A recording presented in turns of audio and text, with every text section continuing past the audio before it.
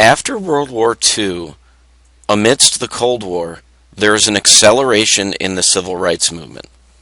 And kind of the theme that goes along with that, the reason that the civil rights movement is accelerating is due to African Americans' service in World War II.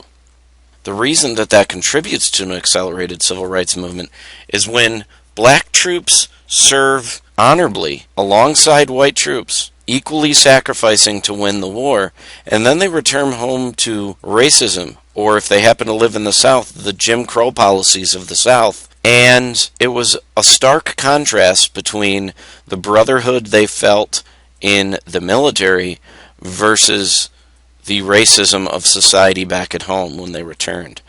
So many people began to question the racist policies of Southern governments and of the federal government in general, which is why you have such an acceleration in the civil rights movement in the late 1940s and throughout the 50s and 60s. Throughout the early 1900s, there is a trend of blacks moving north to escape Jim Crow laws. You can see all of the mint green colorations are states that would be considered Southern Jim Crow states that have very racist policies. And blacks moved out of these states and into northern and western states at a growing rate throughout the early 1900s, up through the Great Depression. Jackie Robinson is really a great example of what I mentioned with post-World War II acceleration of the civil rights movement. Jackie Robinson had served in the U.S. Army during World War II, and when he returns home, like I said before, there's a stark contrast between the brotherhood that people felt in the military and the racism that they find when they return home after the war. There's a great book on this that I read in college called Double Victory. And it talks about how not only was it a victory for the United States to have won the war, and therefore a victory for every soldier, regardless of race or creed, to have won. That is one victory, yes. But another victory is the growing sense of pride that black Americans had to come home and begin pushing to end segregation policies in the South and to make blacks truly equal under the law, which the 14th Amendment promised them after the Civil War, but it was never really enforced. So Jackie Robinson breaking the color barrier in Major League Baseball is a major first step in the acceleration of the civil rights movement. The very next year, in 1948, President Harry Truman issues Executive Order 9981. This integrates the military. Now, this is a significant move, and it feeds right back into the theme of World War II and the military in general playing a major role in accelerating the civil rights movement. A great documentary I once watched on, I believe, the Military Channel was about two groups of soldiers that were helping build the Alaskan Highway during World War II. The reason they were building this highway, which connected the Seattle area in Washington to Alaska through Canada, was because of fear that the Japanese would attack and occupy Alaska for the vast oil reserves that were in Alaska. So strategically, the Department of Defense allocated a lot of money to the building of a highway connecting the Seattle, Washington area to Alaska through Canada. And the two groups of soldiers, the reason I'm mentioning this, one was white and one was black, segregated units. The white unit had all sorts of modern machinery, diesel-powered bulldozers, things like that. The black unit had nothing but hand tools. And if you wanted to take a wild guess at who actually laid more pavement for that highway, it was the black troops, not the white troops. So it was just yet another example. Black troops simply wanted to be treated equally. So it was fitting that not only did World War II and the honorable service of black troops in the war help accelerate the civil rights movement, so did Jackie Robinson, breaking the color barrier as a U.S. Army veteran from World War II. And so did this decision of President Truman to integrate the military in 1948. By 1954, a court case had made its way all the way to the Supreme Court. And that case, very famous today, is Brown versus Board of Education of Topeka, Kansas. This said that the segregation of public facilities, particularly schools, was unconstitutional. After this, private businesses, such as restaurants, were still continuing to segregate, and it took additional court cases in the later 50s and 60s to end segregation altogether. But Brown versus Board of Education is remembered as such an amazingly significant Supreme Court case because it laid the groundwork for the ending of all segregation by saying that public facilities being segregated was unconstitutional. And in this particular case, that public facility is public schools. This is a direct overturning of Plessy versus Ferguson from 1896. I've mentioned in class before that when you write a thematic essay on the Regents exam, it is great to choose two cases that are very closely related to each other. A great example of that would be Plessy versus Ferguson and Brown versus Board of Education, because Plessy says that separate but equal, segregation is acceptable as long as the facilities are equal. Obviously, that was never enforced. That could be some of the details that you included in an essay about Plessy. But Brown versus Board of Education, which would be the other piece of that essay, directly overturns Plessy versus Ferguson. Rosa Parks and the Montgomery bus boycott in 1955. Rosa Parks really doesn't get the credit she deserves in history because she is depicted as a seamstress who was very tired and refused to move from her seat on a bus. People stuck with that story throughout history rather than giving her the credit she's due as a secretary and operative in the NAACP, the National Association for the Advancement of Colored People. The reason people did not want to talk about that portion of the story is they seemed to think that that would make it less authentic, that it's better for her to have spontaneously done this. I couldn't disagree more. Because she was a part of an organization that was systematically trying to advance civil rights for blacks, should give them even more credit, particularly her for being the one willing to make that statement on the bus that day.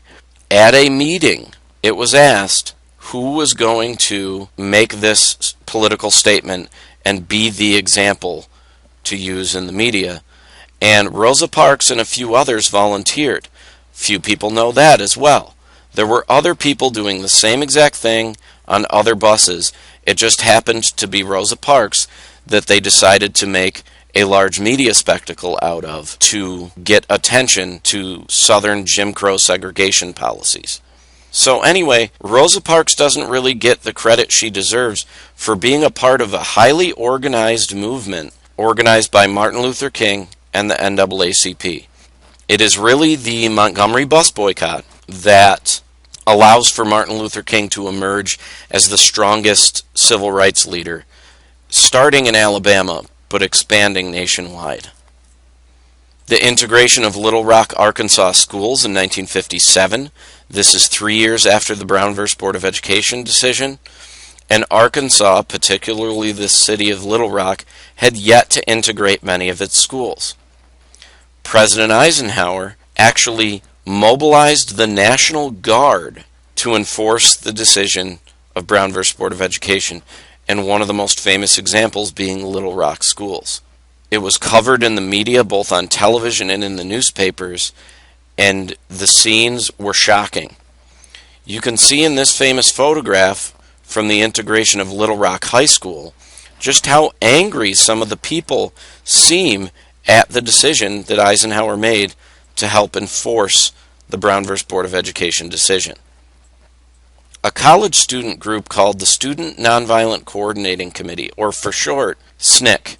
They organized sit-ins and marches against violations of black civil rights. You can see the symbol of SNCC in the upper right corner. You can see in the bottom left corner some black college student members of SNCC organizing a sit-in at a lunch counter. Notice the details of this picture. There are 4 black men sitting at a lunch counter to protest Jim Crow segregation in the South. What's even more ironic is that the man behind the counter serving is also a black man. So apparently the owner of this business was more than happy to employ a black person, probably because he could pay them less, yet unwilling to serve black people at his lunch counter. If you pay attention to the details of that photograph, it's even more ironic. And then in the bottom right, you can see Martin Luther King's I Have a Dream speech and the March on Washington, and what a crowd that gathered in this photograph here from the view of the Lincoln Memorial towards the Washington Memorial and the reflecting pool in Washington. A man often forgotten in the civil rights movement, somebody you will likely not be asked about, but I couldn't not mention, is Medgar Evers. Had Medgar Evers lived, many people would probably say, who the heck is Martin Luther King? Because Medgar Evers likely would have become the national leader of the civil rights movement. Only people who studied the civil rights movement in a lot of detail would ever know who Martin Luther King was if Medgar Evers had lived. That's just my opinion. Medgar Evers was a civil rights leader in Jackson, Mississippi, the capital city. And anyone who knows anything about Mississippi in the middle of the 1950s and 60s knows that it was ruled by the KKK. It was lawless. People who protested in favor of civil rights often wound up dead. And that's absolutely the case for Medgar Evers. One day, Medgar Evers came home from his NAACP office in Jackson, Mississippi. And in his own driveway in front of his wife and children is shot in the back by a man named Byron Della Beckwith, who was across the street hiding in a hedgerow. And Byron Della Beckwith escapes the scene, but the investigation uncovers not only the firearm with Beckwith's fingerprints on it, but also shell casings that were left at the scene that also had his fingerprints on them. The justice system in Mississippi, unfortunately, was also very racist, and Byron Della Beckwith walks free. He's not found not guilty, but 2 juries couldn't reach a decision, so they were hung juries. They didn't find him guilty, they didn't find him not guilty, they simply could not reach a decision. And the district attorney's office abandoned the case because they felt as though they were going to be unable to prosecute the case again.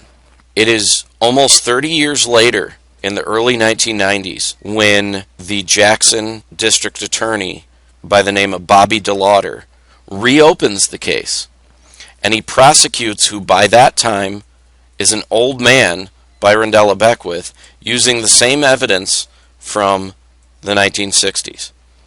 And Byron Della Beckwith is finally convicted of the murder of Medgar Evers. This is summarized in many, many good books, but is also well done in a Hollywood movie called The Ghosts of Mississippi. So, excellent, excellent film to see based on a true story, the murder of Medgar Evers. And like I said, Medgar Evers would be a much, much more famous figure and likely the face of the civil rights movement that we learn historically had he not been killed in 1963. So that's why, even though you will likely not be asked about Medgar Evers, I can't in good conscience not mention him because he literally sacrificed his life for the civil rights movement. That is the end of the presentation. Please make sure that you go back and take the online quiz. Use your notes. If you use your notes, there's really no reason why you can't get a perfect score. Thank you. See you in class.